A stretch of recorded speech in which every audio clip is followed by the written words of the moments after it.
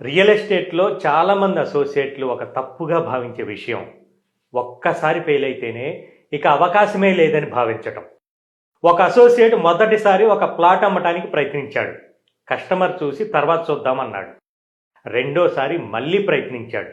Customer చాలా ఖరీదుగా ఉందిగా అన్నాడు. మూడోసారి ఇంకొక కస్టమర్ నేను తర్వాత కొంటానులే అన్నాడు.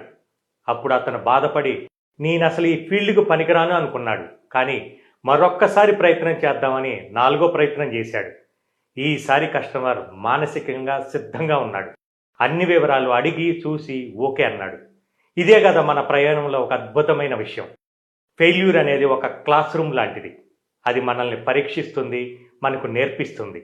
మరి మీరు మరోసారి ప్రయత్నించారా? రియల్ ఎస్టేట్లో రిజల్ట్స్ రావాలంటే కఠినమైన కష్టాన్ని ఓపికగా ఎదుర్కోవాలి. కష్టపడితే విజయం తప్పక దక్కుతుంది. మీరు ఇప్పటి వరకు సేల్స్లో ఓడిపోయి ఉంటారు, కానీ మీ గెలుపు ఇప్పుడే మొదలవ్వచ్చు. మరి మీరు రెడీనా గెలవటానికి?